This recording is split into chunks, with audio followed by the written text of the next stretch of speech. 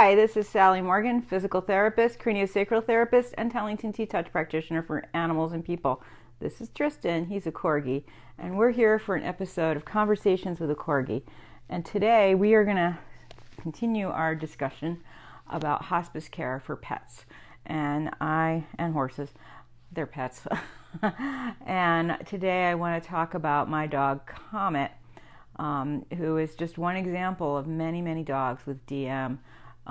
And because of the nature of the illness, many people have had a dog with DM end up doing hospice care for them, either right up till the very end of their life or at some point choosing to euthanize them after months of hospice care. So, Comet Corgi was this beautiful dog here. This is when he was about 2 or 3 down at the beach. And he was a very big Corgi. He was like a 30-pound dog. Even in that picture, he was probably 30. So he was a big boy. And he did a lot of amazing work in his life as a therapy dog and a service dog. He learned from my other dog how to detect seizures in my child clients. I saw a lot of kids with seizures for a few years. And later transferred that to me when I had a head injury, and he worked after 9/11 when he was still a pretty young dog, like less than 2 years old. He just had an amazing work helper ethic, and he had an amazing life. I did a lot of amazing things with Comet, and I certainly wouldn't have the career I have today if it were not for my time with Comet. So, degenerative myelopathy, which my friend Karen calls destructive monster, among other things, is a disease like ALS in humans that many Corgis get, boxers, German Shepherds, and quite a few other breeds. Sadly, it's genetic. It can be tested for and bred out of a breed if breeders choose to do that. And sadly, my 2 Corgis were completely unrelated, and they both had DM. And then we had Molly Corgi, which became my ex-husband's dog. She did not die of DM. She was, even though conformationally, she was the least structurally sound of the 3, she did not have DM. And this little guy is clear. Because once you've cared for a dog with DM, you just can't keep doing it. I mean, a lot of people have had 2 of them. And a few people, like my friend Karen, have had 3 of them. And hers were all related. So what this care for this dog meant, gradually, he died around 16 years old, and at age 14, he started to really lose function in his back end.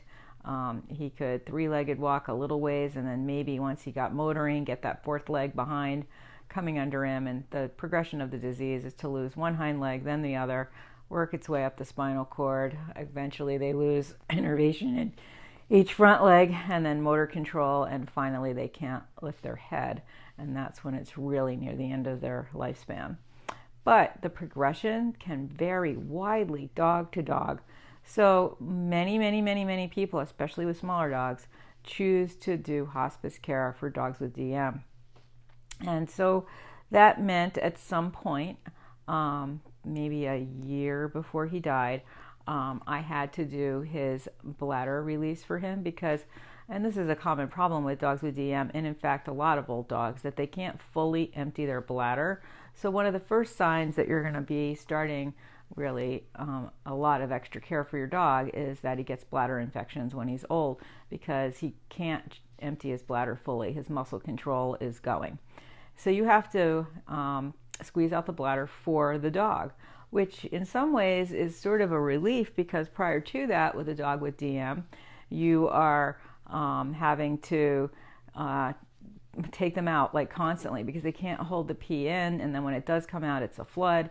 So that can be problematic in your household. And yeah, belly bands work kind of, but with this particular thing, the bladder can hold, then not hold. So it's a lot of pee. And so now we have things like, my sister has these reusable pee pads, which are genius because they were made to get peed on. You just put them on top of your dog's bed, and when they're peed on, just throw them in the wash and put another one down. 3 of them will last you a couple years, and they're cute, and they really are great. So we have things like that. I had the disposable kinds when I had Comet, and so I had a lot of trash, and it was really expensive. It was like $30 a box every 2 weeks or something, and I had to constantly run out and get them. So that there was that aspect of his hospice care, the whole managing of the pee. And I've heard in some other people's dogs that the dog also will lose bowel control. I never saw that with either of my DM dogs, even down to the very end. And I think part of that is that it's under a different part of the autonomic nervous system, and there's more soft tissue that can hold, like reflexes really, that can hold the poop in and let the poop out, which we don't have with the pee so much. That's a learned control to keep the pee in, whereas the bowel is more innate. So I haven't had a problem with that, but some people do have to encourage their dogs to poop and really monitor the poop closely, and you have to certainly watch what you feed them. Comet was on all kinds of different foods near the end of his time with DM. Really, if you've got a dog with DM and you're feeding them kibble, even any dog in hospice, that's a good time to really get them off the kibble, because it's just creating more problems in their body. Even if you just go to a canned food, certainly Comet was having a lot of home-cooked food. Whatever he would eat, I would make for him, because some days he was hungry and some days he wasn't, and so he was having scrambled eggs and hamburger, and and I was a vegetarian during this process, and he was having turkey, and I was cooking him chicken breasts, and I was going to the seafood market and buying him some fish because he really loved fish, and a whole variety of things. Oh, hi, thank you. Welcome, new person from Aging Horsewomen. Yeah, we're all aging, but look at us. None of us look like our grandmothers did at our age. We've had different lives. Anyway, so the food was a big issue, and if you look in my sister's book, Canine Kitchen Capers, there's a story in there fairly near the end of Comet's life, maybe a month before he died, where I cooked like 15 different things for him. Tristan, of course, was starving and waiting to see what was going to be fed to him. And what Comet ultimately ate that day was the turkey I had prepared first, and it was stone cold, and that's the way he wanted it. And I was trying to feed him slightly warmer food because it's a lot easier on the body to digest than cold food. But one of the things that DM is an excess of heat in Chinese medicine terms. So he wanted the cold to cool his body. Ugh, if only we know. So the food is a big problem. The bowel and bladder management is a big problem. And then with a dog with DM, pain can be a problem, but it's not really a problem. And that's one of the issues with this disease, is that breeders will say, well, it doesn't cause the dog pain because he's paralyzed, so, what do we need to do about it? He's fine. He's not fine. He can't walk. He doesn't have control of his bodily systems. Corgis are herding dogs. They're very active. They're like border collies. They want to do stuff all day long. When that dog can't walk, and even if you have a cart for him, he has to wait for you to put him in the cart. He can't live in it all day long. It's just very hard on the dog emotionally. And I do know from my work with DM dogs, and I've certainly seen plenty in my practice, big ones, little ones, boxers, corgis, German shepherds, sheepdogs, that they do develop, because of the way they're using their body, they get impingements in their spine. Some even get herniated discs, and so they do need to keep up with their chiropractic care to stay out of pain when they have DM. So that was an aspect of it, and in fact I took the course in dog chiropractic to manage my first dog with DM because he needed it on a regular basis. He was way more active than my second dog, and he was constantly throwing his back out of alignment and then having pain. So the only way to manage that, we have like very few dog chiropractors in our area 25 years ago. So I became a dog chiropractor. And the work I developed with the tuning forks was because I saw what that work did for me when I was kind of in an emergency. And boy, it really works on the nervous system. And so that really helped Comet. And I was very lucky that I am an alternative medicine practitioner specializing in manual therapy. So I had a lot to offer my dog when he was in hospice care. But as our friend Michelle Allen at Monkey House will tell you, just something as useful as Tellington T-Touch, which is pretty simple to learn, can really be a good something for you to offer your dog when he's in hospice care. These DM dogs are in hospice care for a couple of years. Typically, hospice care runs a course of a month. As I talked about yesterday with that kitty, it was only like a week. And with my horse, my personal horse, it was only like a week. But with these dogs with DM and other degenerative neurologic diseases, it can really go on and on and on. So you have to be emotionally fortified to do this. And thank God for the internet, because really, a lot of people will tell you every day, oh, that poor dog, he can't walk, you should put him down.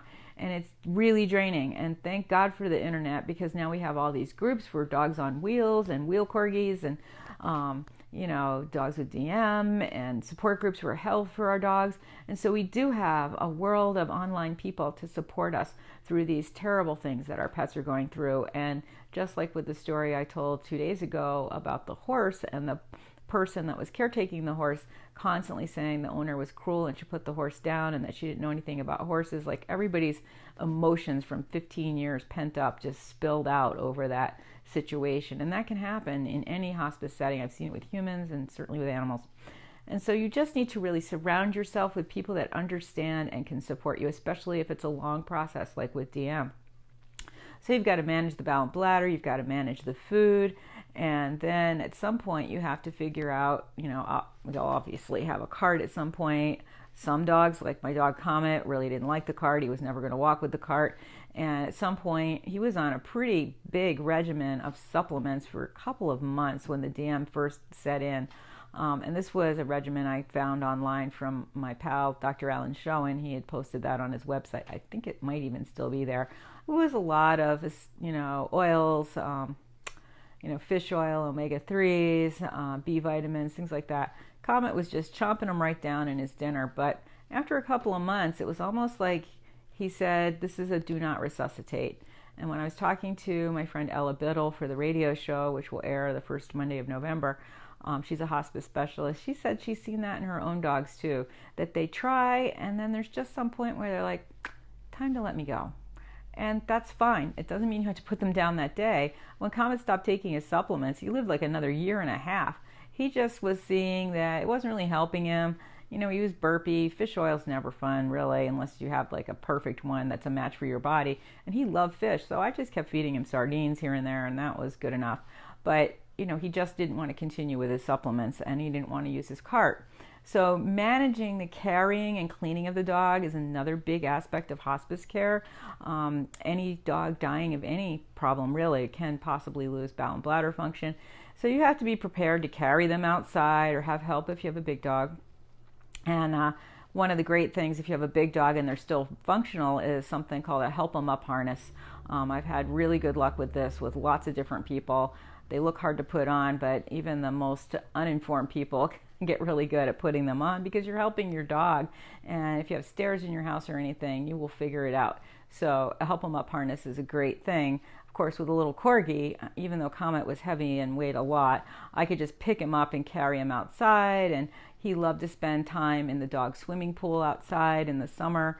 When he could still move his hind end, he would do his own little physical therapy, floating around in there. And certainly taking him to the ocean was a good thing. And that's another thing my sister also recommends for dog hospice care. And these things apply to horses and cats too. Is having sort of a little bucket list. If you know that your dog has cancer and he only has so many months to live, do the things your dog loves with him during that time, just like you would for your husband or your child. Take the dog to the beach. I took Comet to the beach as much as I could. I took him for Labor Day, his last year of life, and he just was so depleted at that point. I'm really struggling, and I was going to every seafood market in town and asking them to give me some cooked fish for my dog because he loved it. He was like any person that goes to the beach who can't wait for that lobster roll. He didn't eat lobster, but he rallied. I mean, he looked so bad. My friend the vet was there with me, and he came over and treated Comet with acupuncture a couple of times, and he looked like pretty grim. But it's just like anybody on a vacation. He was exhausted while he was there. He came home, he slept for like 3 days, and he lived a couple more months, like 3 more months.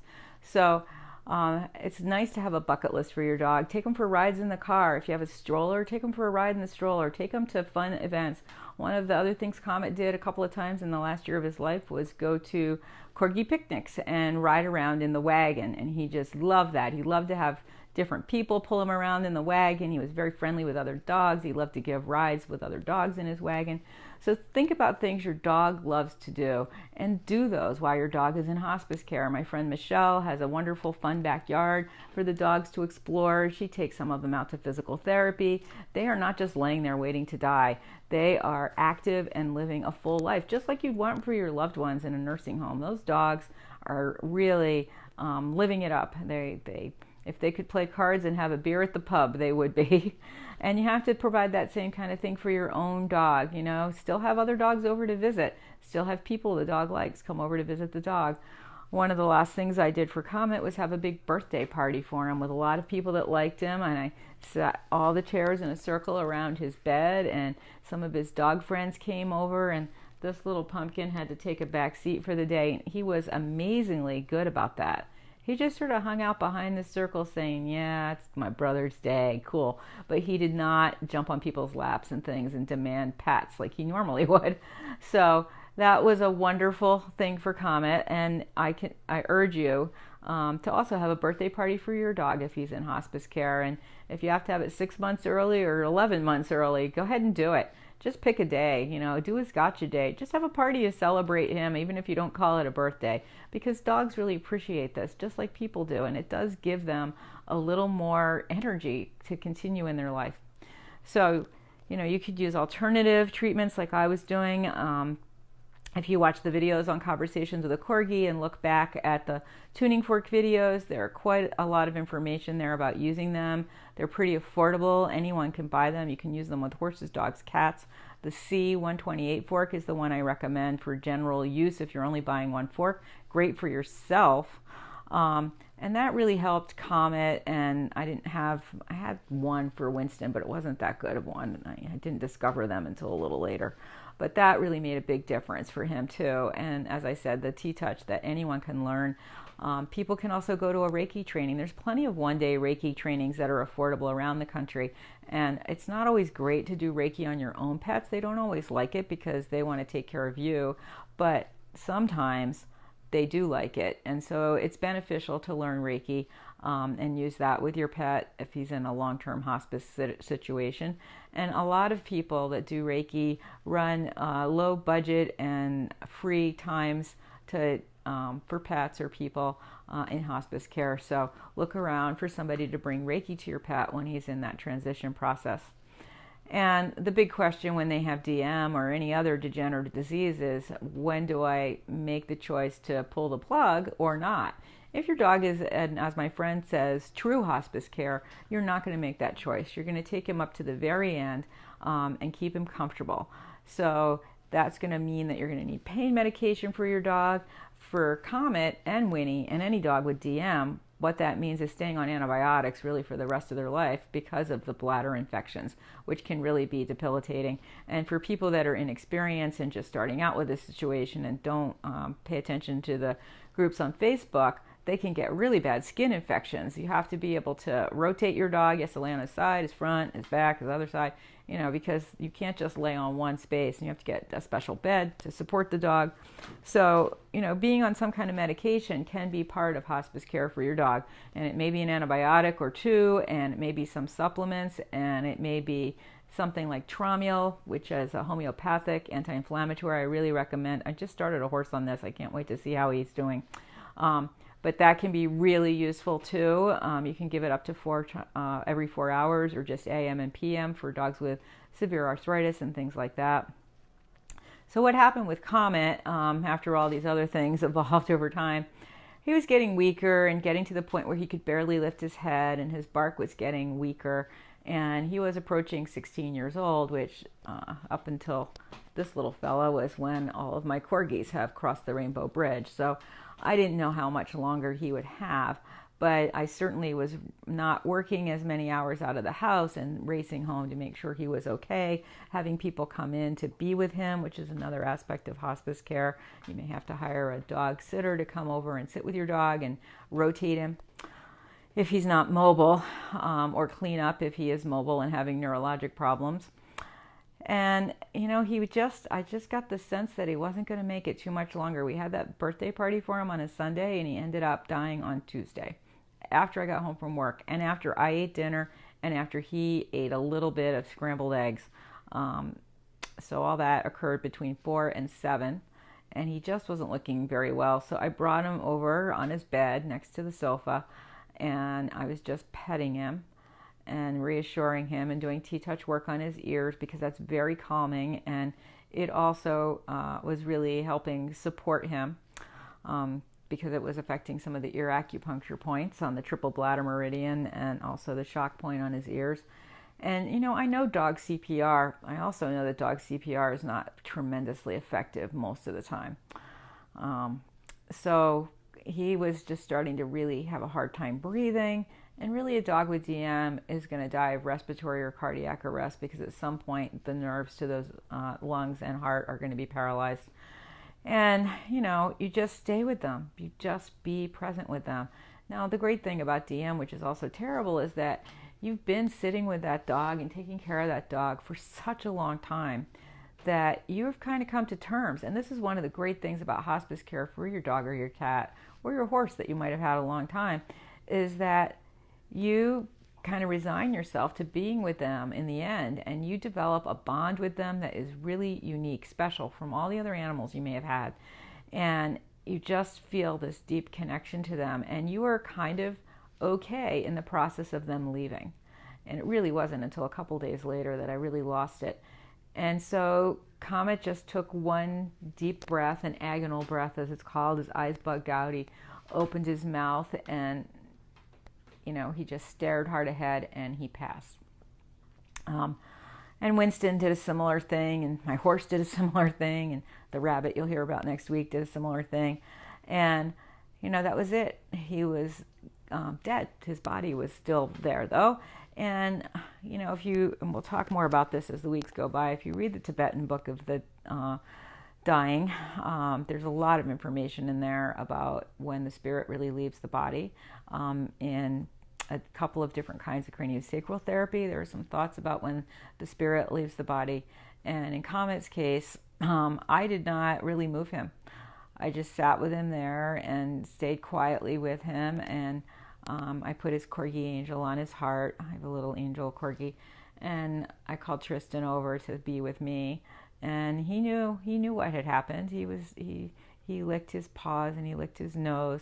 And then I put Comet in his spot in the kitchen where he went to bed every night. I tucked him in, I played his music, I gave him his stuffed lammy for company, and just left him there overnight.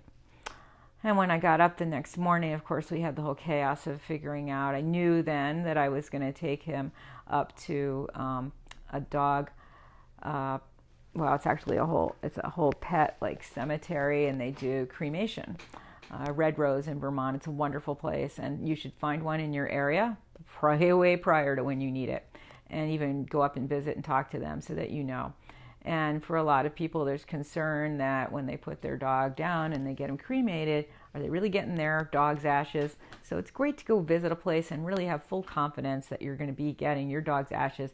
And this place even will, if you come at the right time, do it while you wait so that you really know. And the people were lovely, and you know, they have so many things that you can buy there to remember your dog, and they put together a wonderful gift bag for you with like their paw prints and their fur and things like that.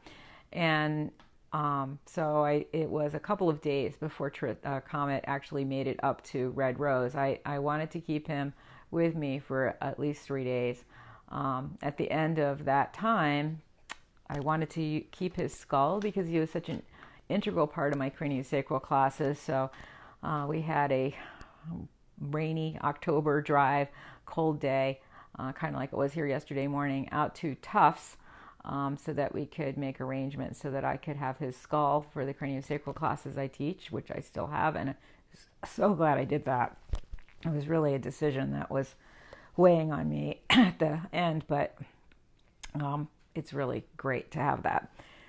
And then, you know, you have to, and then we took him up to Red Rose, and I wasn't going to wait for him because it would have been, I think they weren't running their furnace for a couple of days. So he came back down, not to a vet that I use, but a vet that I know and who has gotten some of my clients through some really hard things with their animals. And they called me the minute he arrived there at the office, his ashes and his bag with his paws and things, paw prints. And I went running down and got it and brought him home. And there's a tremendous relief when a dog that has passed is returned to your household as ashes, and you get to pick what kind of box. And what I've done with my dogs is keep another bigger box with their toys and their leashes and things that are special for them. And one thing that the animal communicator that I work with told me, which I think is true for all dogs, and she told me this for my dog, and when I consulted with her about one of my sister's dogs, she said the same thing. Sorry, it's gotten really sunny, and I took the curtain down yesterday, so of course it's today. Anyway, she said to undo the collar so that it's open, so that your animal can run free when he's across the Rainbow Bridge. And my sister felt a tremendous relief the minute she did that with one of her collars, and now she does it with all of them. And certainly with Comet, the same thing. I felt not that there was a release, but I felt his presence go from this tiny place to like filling the house and the world around me. And so that's a really important thing to remember if you end up having your dog's collar and things with you. So it was a long process, but part of that process of dying is part of the process of living, and it does really help you synthesize what's happening to you losing your dog like this. So for me, hospice care has always been there's a town 5 miles from you that cremates, and they're very nice. Oh, you were so lucky. Well, tell everyone you know, even 50 miles away, because they need to know about this. So I really have had good experiences with hospice, and my interviewee, Ella, who I spoke with yesterday, said the same thing. In her experience, every person that has chosen to do this has sort of a peaceful, spiritual connection to their animal that's different than having to take them to the vet and ask for them to be put down. And one of the things she mentioned, which I think is true too, if there's any smidge of doubt, just a tiny 0.001% in your heart that it's not his time and you might be doing the wrong thing, hospice care takes that away. And certainly if your dog has something really terrible going on, like severe cardiac problems, kidney failure, liver failure, there's a whole lot of things that can be going on where your dog may be in hospice care up until a couple of days near the very end of his life, when you choose to bring him to your vet just because you know he is suffering and you don't want to or don't have the capability of keeping him on a morphine at the end to bring him to his conclusion. And I think that's a special case because those dogs have a lot different sort of journey than one that's dying of something like degenerative, like DM. So it really is an individual choice, but I encourage people to think about this while you still have your young dog, because it really makes a difference in the end. And you can still choose to do whatever you want. It has to feel good for you. That's the key. If you take your dog to the vet that you love, or the vet comes to your house, or you just wait with your dog in the ending days of his life, that is totally a choice that you will feel in your heart. It's a relationship you have with your dog, and you have to make the choice that's right for both of you. And so I've asked my animals always to please not put me in that position to have to make a decision. But, if your dog has sustained tremendous trauma and doesn't look like there's any way he can make it, you may have to make that choice. So have courage. There are plenty of people in the internet world that will support you no matter what you do. And of course, there's some that won't. But, there are many people in the world that are very supportive of hospice care for pets. And so that's my story of my wonderful Comet. Here he is. And I am going to do a whole show about the importance of allowing the animals that are still on the earth plane to visit and be and see the ones that have crossed. So we'll be getting to that later next week. So we didn't talk too much about your experience with your brother, huh? I know. So thanks for joining us today. Sorry, this is sort of a sobering subject, but really we need to talk about it. It needs to be something that every pet owner has made choices about and has preparations, like this person who just said they've got a great place to cremate pets only 5 miles away. Wow, that's lovely. I mean, this place in Vermont for me is maybe a half an hour, 40 minutes. It's not very far. And thank God one of my clients told me about it. So keep spreading the word of things that are good in your area and vets that are open to this. So thanks for joining us. Sun's shining here, but it's cold. The plants came in from the porch and the garden.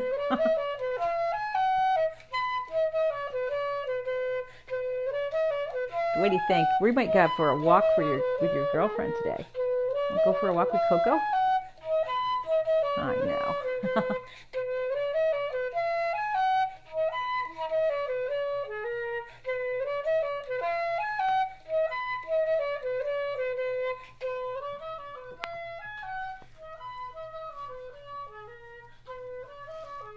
You are cute. Yes, you are. Thanks for joining us. Everybody have a great day. Spend time with your pets and enjoy them. We'll see you on Tuesday at 8:30.